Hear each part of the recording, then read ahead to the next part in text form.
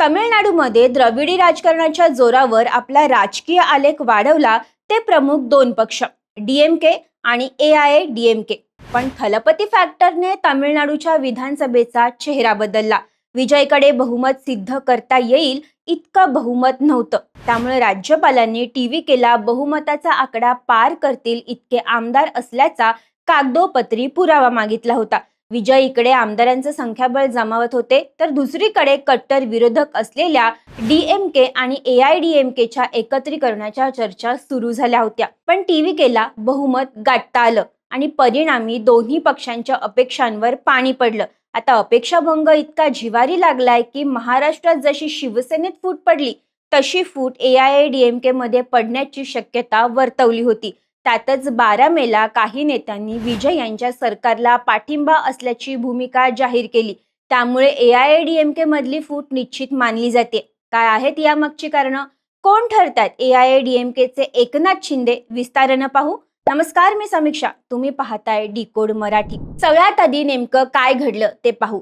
मंगळवारी 12 मेला षणमुगम यांनी एक पत्रकार परिषद घेतली. यावेळी त्यांच्यासोबत पक्षातील SP वेलमुणी, सी विजय भास्कर हे नेतेही होते. षणमुगम हे माजी कायदा मंत्री आहेत. त्यांनी जाहीर केलं की आमच्या बैठकीत प्रस्ताव मंजूर करण्यात आला. त्यानुसार आम्ही मुख्यमंत्री विजय आणि त्यांच्या TVK पक्षाला पाठिंबा देण्याचा निर्णय घेतलाय. ते म्हणाले की एआयएडीएमकेच्या नेतृत्वातल्या एनडीए गठबंधनाचा या निवडणुकीत पराभव झाला आहे. हे गठबंधन अयशस्वी झालं. जनतेने TVKला विशेषतः मुख्यमंत्री विजय यांना कौल दिलाय. हा जनादेश आम्ही स्वीकारतो, म्हणूनच आम्ही TVK सरकारला आमचा पाठिंबा देतो, असंही त्यांनी स्पष्ट केलं. एआयएडीएमकेने या निवडणुकीत 47 जागा जिंकल्या. मात्र हा निर्णय संपूर्ण पक्षाचा नसून बंडाची भावना असलेल्या नेत्यांचा असल्याचं बोललं जातंय.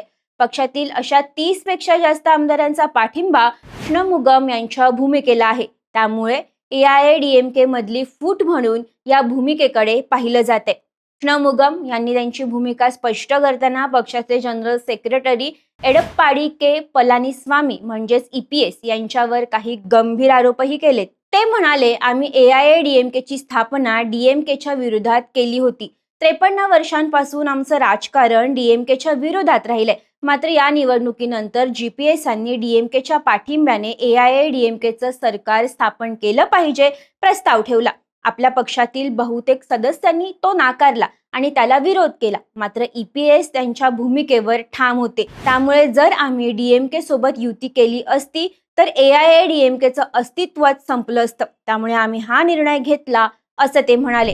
आता महत्त्वाचा प्रश्न येतो, ते म्हणजे एआयएडीएमके मध्ये फूट नेमकी का पडली?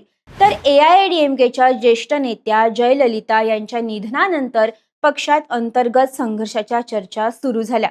आता तर पक्षात 2 गट पडल्याचं बोललं जातंय. EPS यांच्या भूमिकेला पक्षातील अनेकांचा विरोध असल्याचं सांगण्यात येतंय.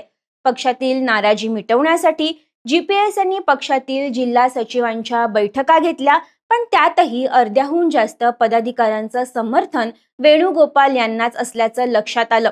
परिणामी याच कारणावरून एआयएडीएमके मध्ये फूट पडल्याची शक्यता वर्तवली जाते. एक गट वेणुगोपाल षणमुगम यांचा, ज्यांच्याकडे पक्षातील जवळपास 2/3 आमदारांचा पाठिंबा आहे, तर दुसरा गट EPS यांचा, ज्यांच्याकडे बोटावर मोजता येण्याजोगे मोजके लोक शिल्लक राहिलेत.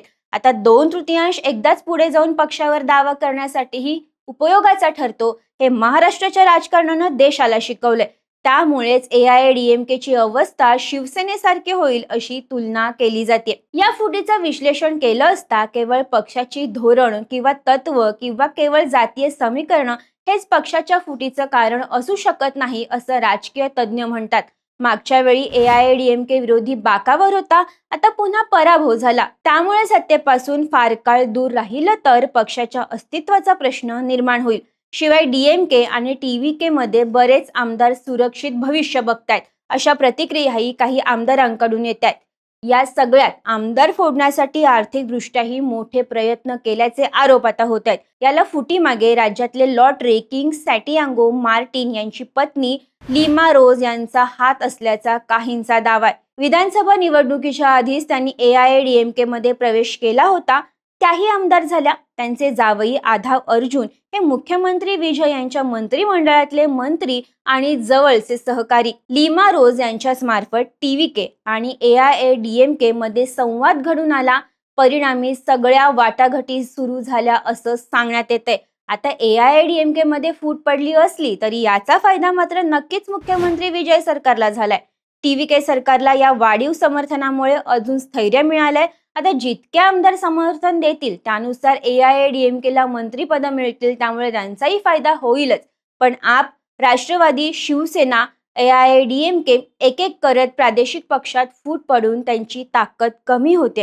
याचा दूरगामी परिणाम देशाच्या राजकारणावर काय होईल? या फुटीच्या राजकारणाबद्दल तुम्हाला काय वाटतं? तुमची मतं आम्हाला कमेंट्समध्ये नक्की सांगा आणि अशाच राजकीय विश्लेषणासाठी डिकोड मराठीला सबस्क्राईब करायला विसरू नका.